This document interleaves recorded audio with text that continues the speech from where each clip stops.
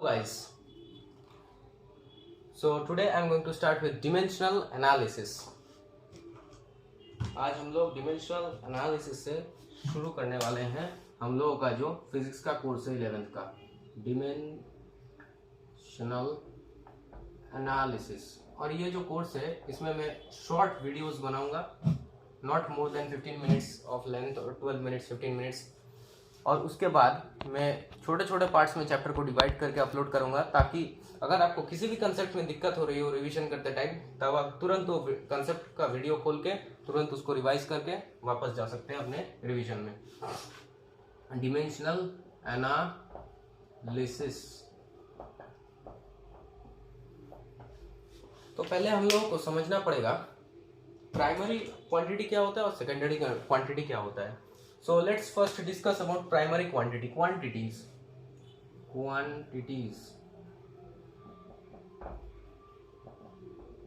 एक होता है प्राइमरी, दूसरा होता है सेकेंडरी। अब इन दोनों में डिफरेंस तो होगा ना, तभी तो एक प्राइमरी है दूसरा सेकेंडरी है। अब डिफरेंस क्या है वो हम लोगों को समझना है।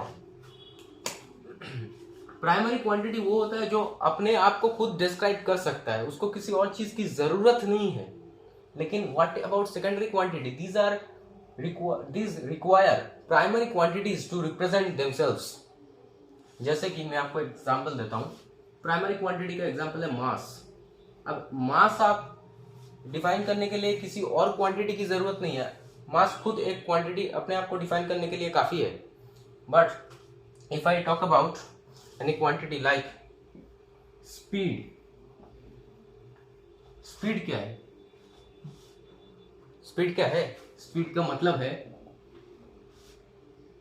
Distance travelled by time taken. तो इसके लिए मुझे डिस्टेंस चाहिए, इसके लिए टाइम भी चाहिए मुझे, तो मुझे डिपेंड करना पड़ रहा है प्राइमरी क्वांटिटीज पे इस क्वांटिटी को रिप्रेजेंट करने के लिए। इसीलिए इसको सेकेंडरी क्वांटिटी कहा जा रहा है। अब आते हैं कुछ और एग्जांपल्स पे, ताकि आपको और ज्यादा क्लैरिटी मिले इसमें।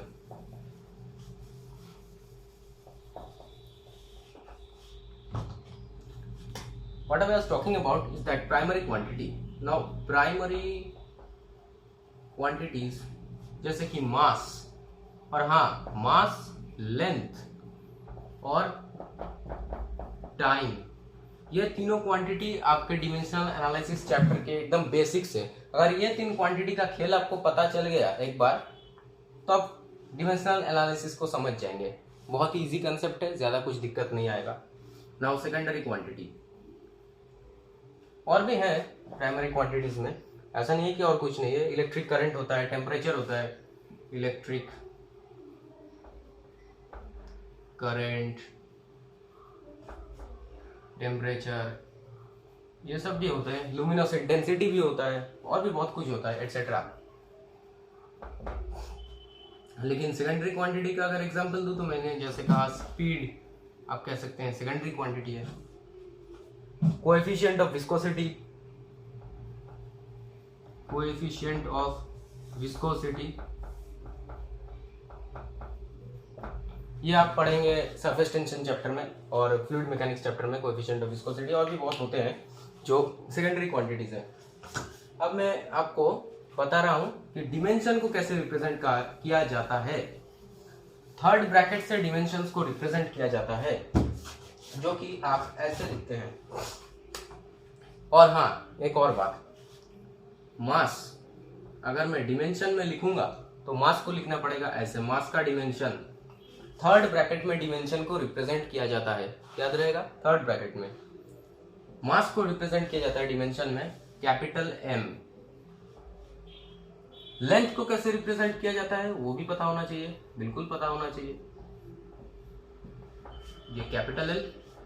टाइम को कैसे रिप्रेजेंट किया जाता है, इसको किया जाता है capital T. These are the three basic quantities. अगर आपको ये तीन क्वांटिटीज का खेल पता चल गया तो आप हर एक क्वांटिटी को रिप्रेजेंट कर सकते हैं सिर्फ इन तीन क्वांटिटीज का हेल्प लेके। Now if I talk about, जैसे मैंने आपको अभी कहा कि हम लोग के पास एक क्वांटिटी है, basic quantity, primary quantity m है, l है, t है। ये डिमेंशंस में लिखा है मैंने, डिमेंशनल एनालिसिस के जैसे मैंने लिखा है, डिमेंशन है, ये मास है, ये लेंथ है, ये टाइम।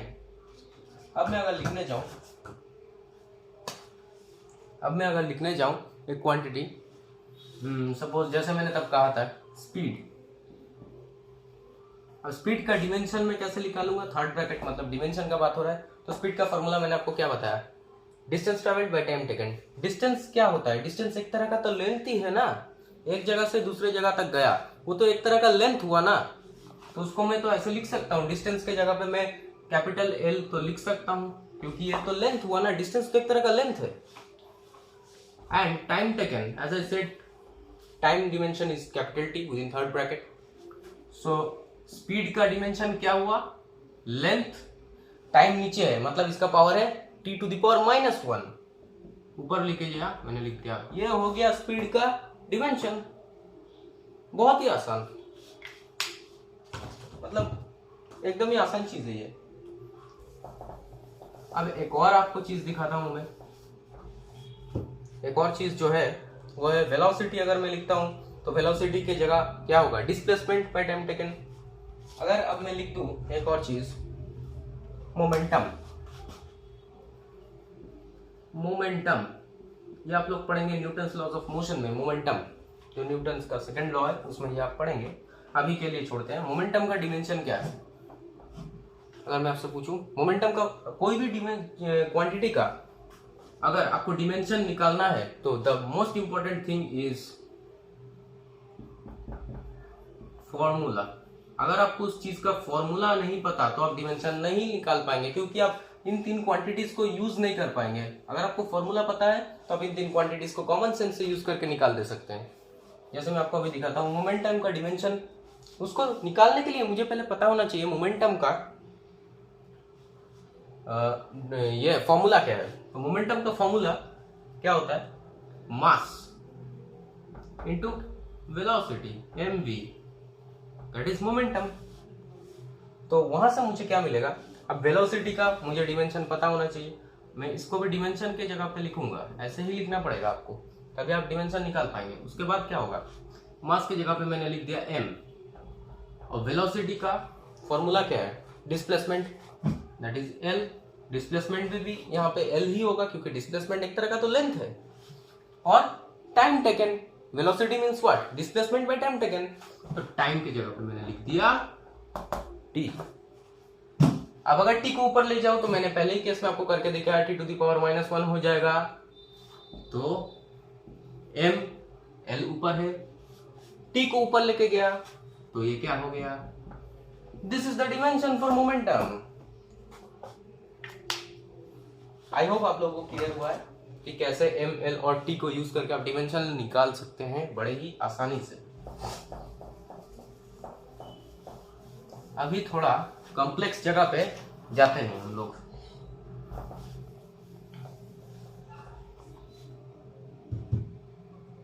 एक थोड़ा सा कॉम्प्लेक्स कंसेप्ट में दिखा रहा हूं, that is if I use suppose power. अगर मैं पावर का डिमेंशन निकालने जाऊं तो क्या होगा, पावर का फॉर्मूला आप लोगों को पता है, आई थिंक 9th या 10th के फिजिक्स में था आप लोगों का। Let's give it a try, power का डिमेंशन निकालने की कोशिश करते हैं हम लोग, that is work done by time taken. I think यही था पावर का फॉर्मूला, यस एब्सोल्युटली। इसके बाद क्या होगा, इसके बाद ये होगा कि हम लोग वर्क का जो डिमेंशन है वो हम लोग को पता होना चाहिए। वर्क का डिमेंशन आप कैसे निकाल सकते हैं, वर्क मतलब व्हाट, फोर्स इनटू डिस्प्लेसमेंट, कितना फोर्स मैं अप्लाई कर रहा हूं और उस फोर्स को मैंने अप्लाई किया उसकी वजह से किसी ऑब्जेक्ट का जो डिस्प्लेसमेंट हुआ, that is the formula for work. तो फोर्स का आपको पहले पता होना चाहिए। डिमेंशन कैसे निकालेंगे आप, फोर्स का डिमेंशन मास इनटू एक्सेलरेशन, तो मास का तो हो गया m, एक्सेलरेशन का क्या होगा, फॉर्मूला एक्सेलरेशन का।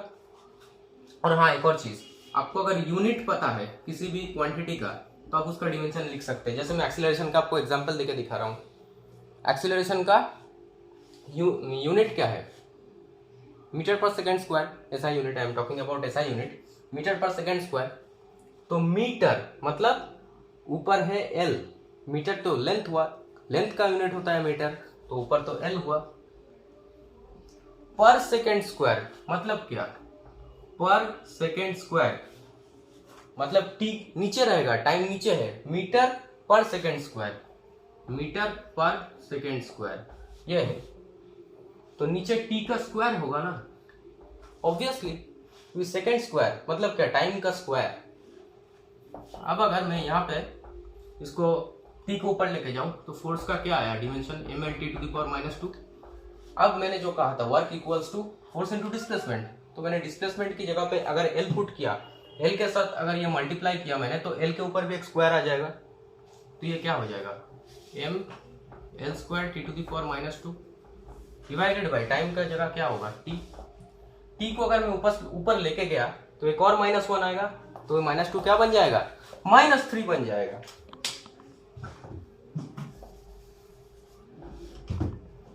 तो यहां से मैं ये लिख सकता हूं, ये बन जाएगा, ऊपर लेके गया तो mL²T⁻² तो ये हो गया mL²T⁻3।